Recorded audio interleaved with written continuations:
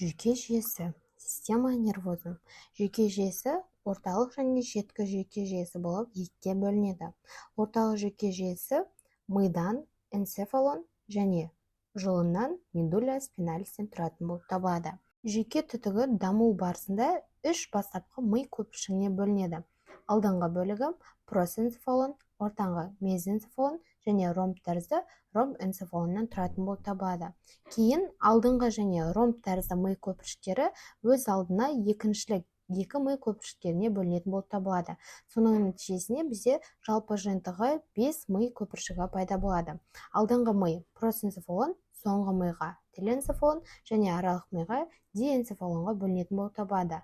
Ал ромб тәрізді ми көпіршігі артқы миға метэнцефалон, сопақша миға миеленцефалонға бөлінетін болып табылады. Ортаңғы мидан даму барысында ортаңғы ми мезоэнцефалон дамитын болып келеді. Бірінші бізде қарастыратын ромб тәрізді ми, ромбэнцефалон. Оның құрамына сопақша ми, медуля облонгата, артқы мидың өзі бізде көпірден понус және миышықтан церебеллумнан тұрады. Және осы ромб тәрізді мидың қылтасында бізде төртінші қанша жататын болып табылады. Ол бізде вентрикулус квартус деп аталады. Сопақша ми медуля облонгата немесе бульбус деп аталады. Сопақша ми тікелей жұлынның жалғасы болып келеді және оның ұзындығы шамамен 25 мм құрайды. Сопақша ми жоғарғы бөлігінде жуандай отырып, бізде көпірге жалғасатын болып табылады. Осы орайда көпір мен сопақша миды бөлетін шекара ретінде бізде бульба көпір жүлгесі, яғни мына суретте бізде қызыл сызықпен көрсетілген сулькус бульба понтинеус болып табылады. Бұл бізде сопақша ми мен көпірді бөліп тұратын шекараны құрайды. Артқы бетінде сопақша мидың шекарасы стрея медулярис вентрикули кварти, яғни төртінші қарыншаның ми жолақтары болып табады. Сопақша мидың алдыңғы бетіне оралатын болсақ, бұл жерде бізде көріп тұрғандай бірнеше құрылым орналасқан. Ең бірінші, сопақша мидың алдыңғы бетін екіге бөлетін бізде фиссура медиана антериор, яғни алдыңғы бойлық жүлге орналасқан. Алдыңғы бойлық жүлгенің екі шетінде бізде пирамида орналасқан. Пирамида латын тілінде пирамус медуля облонгата деп аталады. Бұл жерде бізде пирамиданың қыртысты жолын талшықтарының орналасуы нәтижесінде бізде пирамидалық жол орналасқан. Сопақша мидың алдыңғы бетінде осы пирамидада орналасқан қозғалтқыш жүйке талшықтарының қиылысуы нәтижесінде пирамидалардың қиылысы, яғни декустацию пирамидиум орналасқан болып табылады. Пирамиданың артқы жиегін бізде туркус преоливарис, яғни оливаның алдыңғы жүлгесі бөліп тұрады. Пирамиданың артында бізде олива атты түзіліс орналасқан. Оливаның өзі бізде оливаның алдыңғы жүлгесі сулькус преоливарис және оливаның артқы жүлгесі сулькус ретрооливарис арқылы шектелген болып табылады. Сулькус преоливаристе бізде тіл асты нервінің түбіртегі нервус гипоглоссус шығатын болып табылады. Сонымен қатар сопақша мидың алдыңғы бетінде бізде осы бүйір аймағында бізде латералды жіпше орналасқан, яғни фуникулис латералис. Фуникулис латералистен бізде үш жұп нервтің түбірлері шығатын болып табылады. Бірінші шығатын нервтің түбірі нервус глоссофарингеус, яғни тіл жұтқыншақ нервісі, кезбе нервус вагус және нервус аксессориус, яғни қосымша жүйкенің түбіртектері осы латералды жіпшеден шығатын болып табылады. Сопақша мидың артқы бетіне келетін болсақ, артқы беті бізде жұлынға ұқсас болып келеді, яғни бұл жерде бізде сопақша мидың артқы бетін екіге бөліп жатқан жүлге сулькус медианус постериор, артқы орталық жүлге. Сопақша мидың төменгі бөлігінде бізде жұлынның жалғасы ретінде екі буда орналасқан. Біріншісі бізде жіңішке буда фацикулус грацилис және сына тәрізді буда фацикулус куниатус орналасқан. Бұл будалар жоғарғы жақта қалыңдай келіп туберкулум грацили және туберкулум куниатум деп аталатын жіңішке және сына тәрізді ядролардың төмпешігіне айналатын болып табылады.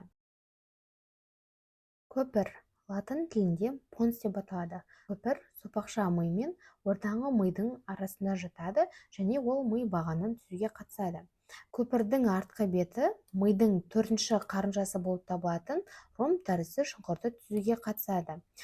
Көпір бізде жоғарғы жағында мыйшықтың жоғарғы аяқшаларымен, яғни педункули церебеллярис супериориспен шектелген болып табылады. Сонымен қатар осы мыйшықтың алдыңғы бетіндегі талшықтары бізде артқа қарай келе отырып, ортаңғы ми аяқшаларын, яғни педункули церебеллярис медиді түзуге қатысады. Бұл ортаңғы ми аяқтары мыйшықтың түбіне бекіп жататын болып табылады. Ортаңғы ми аяқшаларының негізінде сезімтал және қозғалтқыш түбірлерінің бірігуінен бізде бесінші жұп нерв, яғни нервус тригеминустың түбіртегі шығатын болып табылады. Көпірдің алдыңғы бетін ортасынан базилярлы жүлге, яғни сулкус базилярис бөліп жататын болып табылады. Көпірдің алдыңғы беті астында сопақша мимен бульба көпір жүлгесі, яғни сулкус бульбопонтинеус арқылы бөлінген болып табылады. Осы жүлгеден 3 жұп нерв шығатын болып табылады.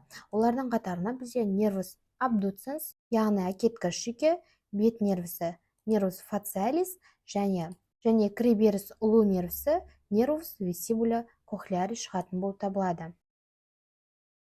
Мыйшық церебеллум деп аталады. Ол ми бағанымен тікелей байланысқан. Ми сауытының артында орналаса отырып, мыйшықтың жалпы салмағы 150 граммды құрайды.